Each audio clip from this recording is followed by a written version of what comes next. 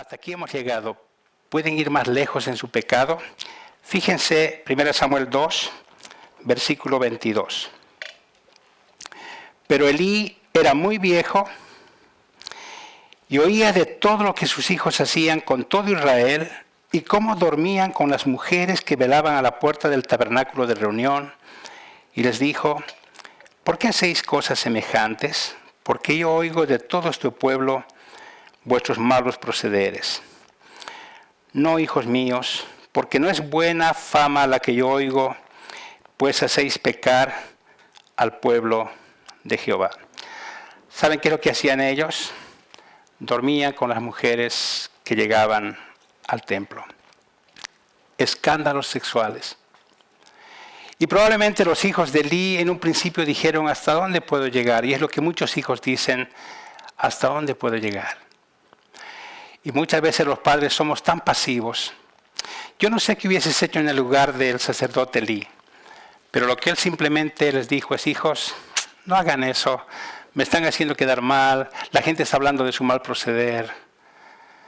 Yo creo que como padres tenemos que ser sabios y decir: no puedes pasar de aquí. Vamos a avanzar un poco más después, pero la pasividad es uno de los problemas más grandes de nosotros los hombres y es uno de los grandes peligros de la paternidad. El otro peligro es preferir a un hijo sobre el otro hijo. Y en la Biblia hay muchos ejemplos de personas, de padres que prefirieron a un hijo en lugar del otro. Por ejemplo, está el ejemplo de Isaac. Él prefirió a Esaú, porque su hijo Esaú era velludo y le gustaba cazar y era más o menos tenía las afinidades del padre, pero Jacob no era cazador. Entonces, no voy a tomar mucho tiempo con él, porque a este hijo le gusta hacer lo que a mí me gusta, entonces me voy a identificar más con él, y comenzó a preferir a Esaú por encima de Jacob. La mamá, Rebeca, se dio cuenta de eso y dijo: yo no, yo voy a preferir a Jacob en lugar de Esaú. Y saben, esa enemistad entre los hijos hizo tanto daño, pero no solamente es el ejemplo de ellos. Después Jacob, cuando tuvo sus hijos, prefirió a José y a Benjamín por encima de sus otros hermanos. Ustedes conocen la historia de José. Su padre le hizo un traje de colores, un vestido de colores, y era como decir: tú eres mi hijo favorito. Esto trajo tanto celo a sus hermanos que decidieron matarlo. Lo colocaron en una cisterna de agua. La cisterna no tenía agua, así que no murió. Lo sacaron, lo vendieron como esclavo. Y después inventaron una gran mentira. Inventaron que un animal salvaje lo mató.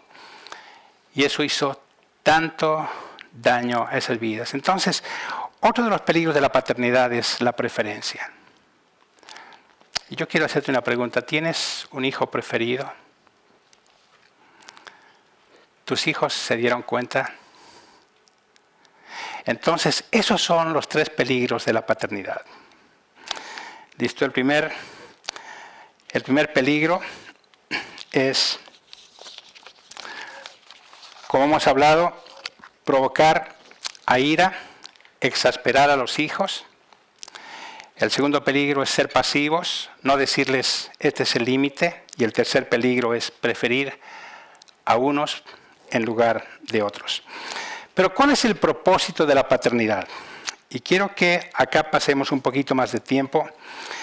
El propósito de la paternidad, en primer lugar, es formar el carácter de los hijos. Vamos a ir al Salmo 127. Este es un salmo muy lindo, conocido, probablemente lo has escuchado muchas veces. Salmo 127. Dice: si Jehová no edificare la casa, en vano trabajan los que la edifican. Si Jehová no guardare la ciudad, en vano vela la guardia. Por demás es que os levantéis de madrugada y vayáis tarde a reposar y que comáis pan de dolores, pues que a su amado dará Dios el sueño. He aquí, herencia de Jehová son los hijos. cosa de estima el fruto del vientre, como saetas en manos del valiente. Así son los hijos sabidos en la juventud. Bienaventurado el hombre que llenó su aljaba de ellos. No será avergonzado cuando hablare con los enemigos en la puerta. El propósito de la paternidad. Se cree que el Salmo 127 fue escrito por Salomón. Salomón, si ustedes leen su historia, saben que Salomón tuvo 700 mujeres y 300 concubinas, pero sin embargo Salomón, en la Biblia solamente se sabe del nombre de uno de sus hijos, que se llamaba Roboam. Y saben, Roboam fue un hijo necio. Fue por causa de Roboam que se dividió el reino en dos. Fue Roboam el que pidió consejo a los ancianos y cuando le dieron consejo, él dijo, no me sirve. Pidió consejo a los jóvenes, a los que no tenían experiencia, le aconsejaron y dijeron, eso voy a hacer. Y el reino se dividió en dos. ¿Saben, queridos hermanos? La paternidad, el formar el carácter de los hijos no es automático. No sucede de la noche a la mañana. Pero fíjense el versículo 3. He aquí, herencia de Jehová son los hijos. Herencia de Jehová. Ningún hijo debería ser una carga, ningún hijo debería ser motivo de tristeza, más bien debería ser tomado con alegría, como un favor de Dios. Es una muestra del bien que Dios nos está haciendo, tal vez del mejor bien. Pero no solamente para formar el carácter, también los hijos deben saber cuáles serán sus prioridades. Y las prioridades de los hijos se aprenden en el hogar. Se aprenden en el hogar. Muchas veces nosotros pensamos que los valores se transmiten enseñando. Sentando a un hijo y diciéndole, estos deben ser tus valores. ¿Saben? Los valores se transmiten a los hijos por cada actitud que tenemos, por cómo reaccionamos, por cuántas veces abrazamos a nuestra esposa, por cuán considerados somos, por cuántas veces llamamos a casa para decir voy a llegar tarde, por cuántas veces nos levantamos para hacer algo, para decir no te preocupes, yo voy a lavar los platos, o voy a hacer esto, yo voy a recoger, yo voy al hospital, yo voy a traer esto. Los valores de los hijos no se enseñan en una silla, no se enseñan desde un púlpito, se enseñan con cada reacción, con cada palabra, con cada actitud que tenemos. Probablemente tus prioridades sean las prioridades de tus hijos. Si tu prioridad es el trabajo, por encima de tu familia, seguramente tu hijo va a tener las mismas prioridades. En el Salmo 127 no dice que está mal que trabajes duro, que te levantes temprano, que comas tarde. ¿Saben qué dice? Porque eso es en vano. Si Dios no toma parte en tu vida, no es prioritario en tu vida. Entonces muchas veces sacrificamos lo mejor en el altar de lo temporal. Y queridos padres, tenemos que saber que esos valores se transmiten con cada pequeña decisión que tomamos, con cada papel que firmamos, con cada llamada que hacemos. Esos son los valores, eso se va a repetir en la vida de nuestros hijos. Pero también cuáles van a ser sus límites, Un límite es una línea imaginaria que colocamos delante de los hijos. Es una línea imaginaria y decimos, hijo, si pasas de este límite hay consecuencias. Si no te pasas de este límite, tu carácter va a ser fortalecido. Hijo, hay un horario para llegar a casa, no puedes llegar a cualquier hora. Hijo, hay un tiempo para ver televisión, no puedes ver todo el día. Hijo, el hecho de que tengas amigos tiene límites, no todos pueden ser tus amigos. La pregunta es, ¿hay límites en tu casa? ¿Tus hijos los conocen? Saben que los límites dan seguridad. Hicieron un experimento en un colegio, llevaron a un grupo de alumnos y los colocaron en un lugar donde tenía muros alrededor, estaba todo bien señalizado Y dejaron a los chicos ahí y todos jugaron, se divirtieron y estaban seguros. A ese mismo grupo los llevaron a un lugar, a un campo abierto, sin muros, sin rejas, sin nada. Y saben, pasaron tan mal porque no había límites, no había seguridad. Y una de las cosas que forma el carácter de los hijos es que sepan que hay límites. No puedes responder así a tu mamá. No puedes tratar así a tu hermana. ¿Sabes que tu hijo, como trata a su hermana, va a tratar a su esposa? ¿Has colocado algún límite en eso? ¿Has colocado algún límite en el respeto a los mayores cuando tu hijo interrumpe la charla y comienza a hablar cuando estás hablando con alguien? Límites, límites. Esto es determinante, pero también ¿a quién va a temer? Fíjense los dos textos que tenemos ahí, Deuteronomio 5:29, primeramente. Deuteronomio es el quinto libro de la Biblia, en el Antiguo Testamento. Deuteronomio 5:29.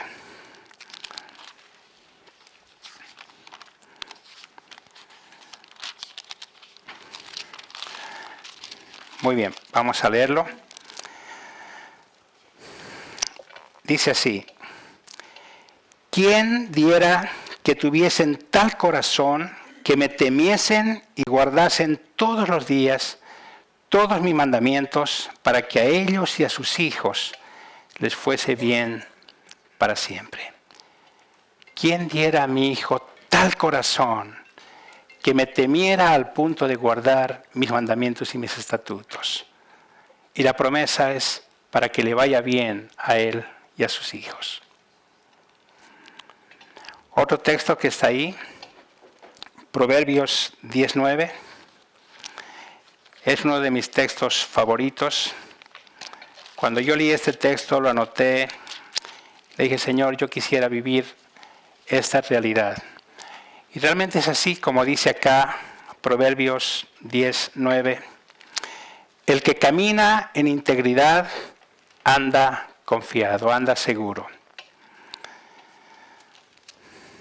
Mas el que pervierte sus caminos será quebrantado. Hay un versículo que dice: huye el impío sin que nadie le persiga. Y si algo tenemos que transmitir a nuestros hijos es el valor de la integridad. Si quieres estar seguro, si quieres vivir confiado, tienes que andar en integridad. El momento que comiences a pervertir tu camino, el momento que comiences a tener una vida secreta, el momento que comiences a tener hábitos escondidos, es cuando tus caminos van a comenzar a ser quebrantados. Entonces, ¿a quién van a temer? ¿Cuáles van a ser sus prioridades? ¿Cuáles son sus límites? Pero también, en cuarto lugar, ¿qué comportamiento va a ser disciplinado? ¿Cuántos tienen hijos pequeños acá, chiquitos? ¿Pueden levantar la mano? O hasta 8 o 10 años. Muy bien. Una de las cosas que hemos aprendido, que nos han enseñado a nosotros, es que los chicos deben aprender a obedecer. Lo dijeron de manera inmediata, completa y de buena gana. Inmediata quiere decir ese momento. Anda a comprar pan. Ya voy. Sacar la basura. Ya. Pasa media hora. ¿Sacaste la basura? Ya voy a sacar. De manera inmediata. Haz esto de manera completa. Levanta los juguetes. Y tiene 10 juguetes y levantó 3. Y los demás ya los voy a levantar. La obediencia tiene que ser completa. Una cosa que hacíamos que no fue fácil, pero tal vez es bueno hacerlo. ¿Han visto que los chicos comienzan a pintar una hoja de colores? Y comienzan a pintar y rayan un poquito una hoja y dan la vuelta a la otra. Otras rayas, otra vuelta. No. Cuando termines de pintar la primera página, puedes volcar a la segunda. Las cosas completas. Quiero aprender a nadar. Ok, vas a entrar a nadar, pero tienes que terminar el curso de natación. No que el agua está frío, que el maestro no te gusta. Cuando comienzas algo, tienes que comenzar hasta terminar. En todo, en todo. Entonces, tenemos que decidir nosotros qué comportamiento va a ser disciplinado. nunca dejen sin disciplinar la falta de respeto. Es algo que se debe disciplinar. Pero tenemos que pensar, ¿vamos a modificar su comportamiento o vamos a transformar su corazón? Y eso es lo que Dios quiere, que transformemos su corazón. Después van a ver la imagen, si podemos ver 20 cualidades del carácter para orar por nuestros hijos. Si lo menciono solamente, es larga la lista. No voy a decir los textos bíblicos, pero hay cosas por las cuales tenemos que orar por el carácter de nuestros hijos. Voy a nombrarlas. Paciencia, compasión, benignidad, virtud, bondad, confiabilidad, humildad, servicio, sabiduría, obediencia, que sean enseñables, fidelidad, contentamiento, responsabilidad, dominio propio, perseverancia, discernimiento, generosidad y fidelidad. Son 20 cualidades del carácter. Y como les dije, hermanos, eso no se transfiere en una clase, se transfiere con nuestra vida, ¿Listo? Pero no solamente tenemos con nuestros hijos nosotros que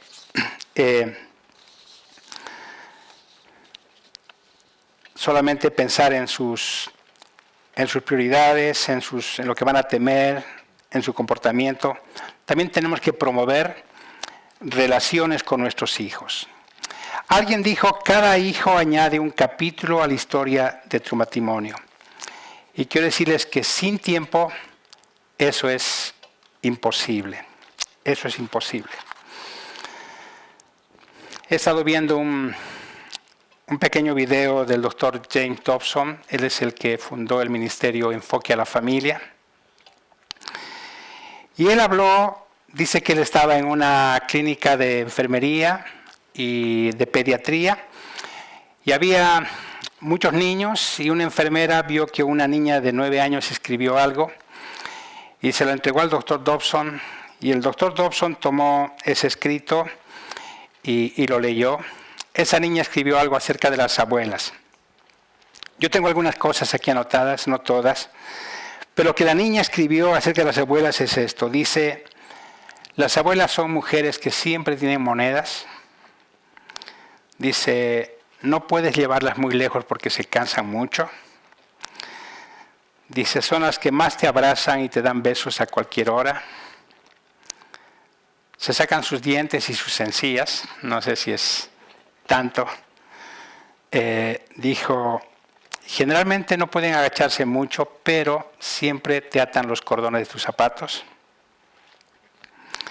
Dice, son las únicas personas mayores que tienen tiempo. Dice que cuando el doctor Dobson leyó eso, dijo, esta es una realidad. Son las abuelas, los abuelos los únicos que tienen tiempo. Y cuán importante para nosotros como padres es entender esto. Que la forma de promover relaciones, de crecer en amistad, tiene que ver con el tiempo que dedicamos a nuestros hijos. El doctor Dobson, cuando murió su papá, hizo un video que se llama Este fue mi padre.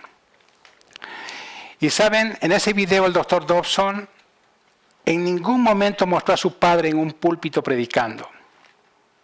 En ningún momento mostró a su padre dando una conferencia a miles de personas. ¿Saben qué cosas mostró? Su padre con él pescando, su padre con él montando a caballo, su padre con él pateando pelota. Y él decía, ese fue mi padre.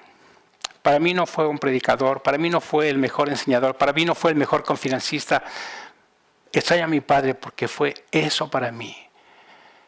Y el día que su padre murió, él dijo, murió mi compañero, murió mi mejor amigo.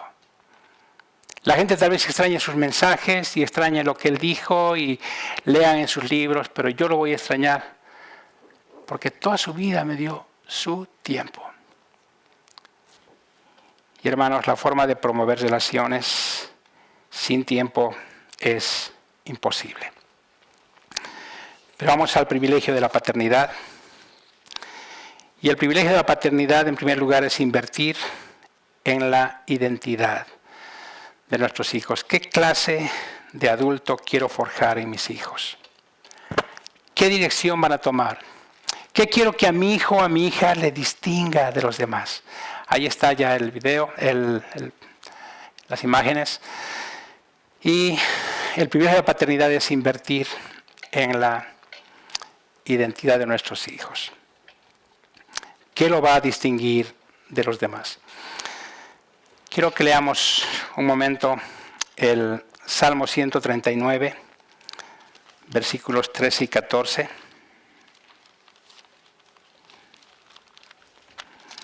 También es un salmo muy conocido. Dice: porque tú formaste mis entrañas, tú me hiciste en el vientre de mi madre. Te alabaré porque formidables, maravillosas son tus obras. Estoy maravillado y mi alma lo sabe muy bien.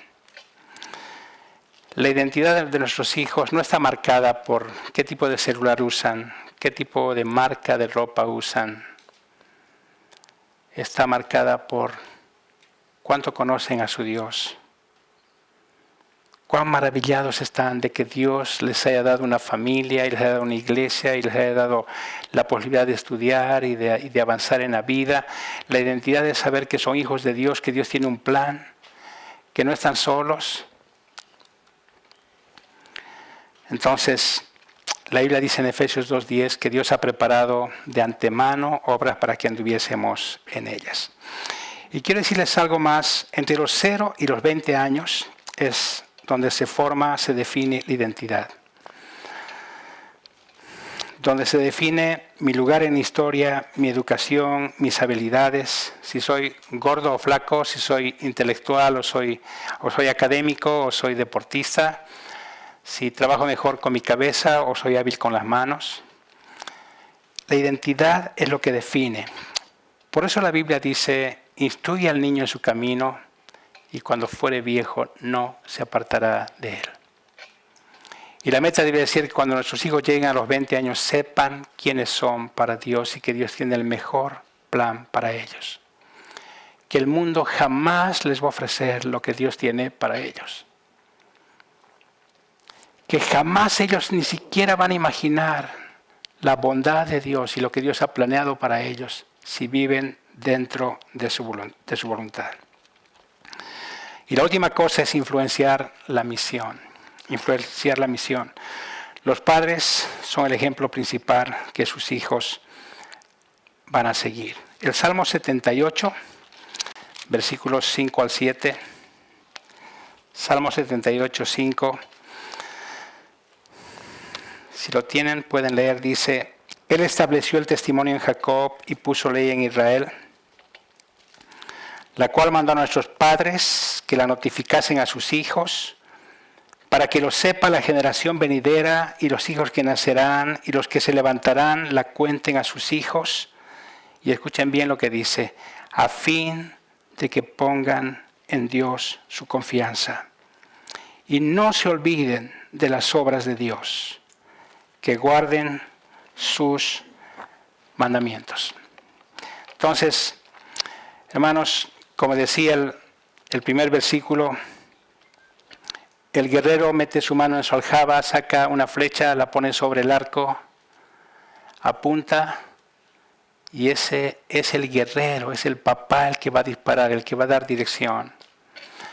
Y no hay dicha más grande que ver lo que Dios ha hecho con nuestros hijos a pesar de nosotros. No gracias a nosotros, a pesar de lo que somos.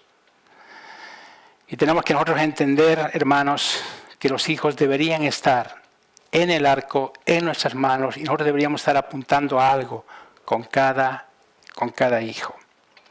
Apuntar al blanco. Y la pregunta es: ¿dónde estás apuntando, papá? ¿Dónde estás apuntando? Tal vez a una gran empresa, tal vez un gran abogado, y eso está muy bien. Pero ¿qué de Dios en su vida? Tus hijos tienen la convicción de que nadie más que Dios puede darles lo que jamás el mundo les va a dar.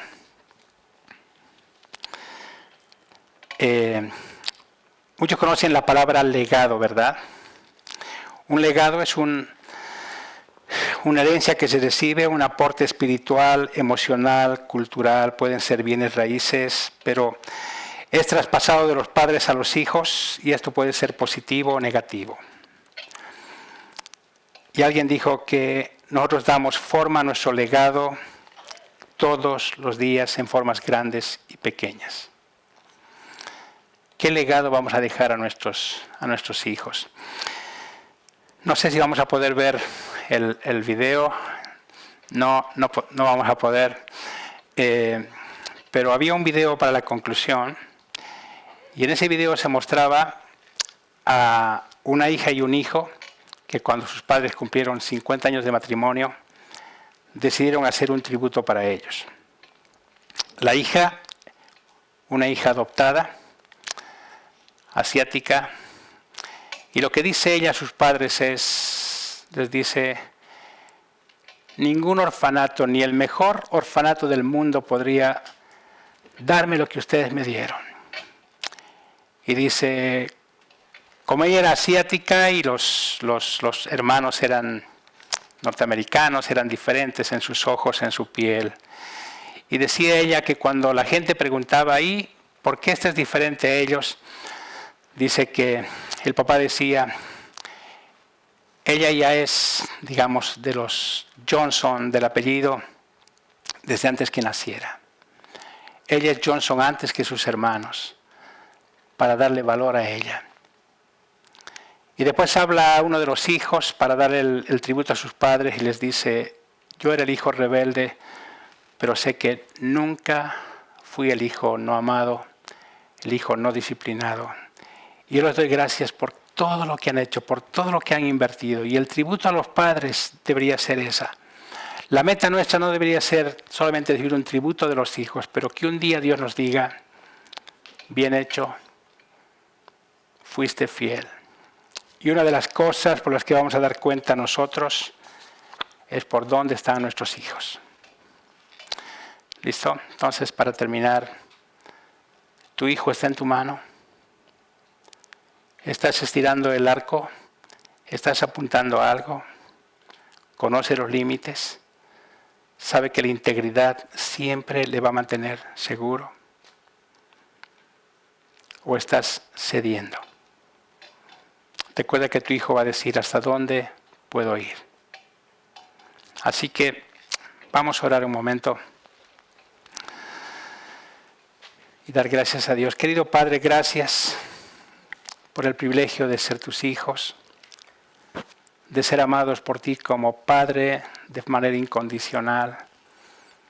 Gracias por tantas veces que nos has perdonado y gracias por que tu amor no cambia aunque nosotros seamos infieles.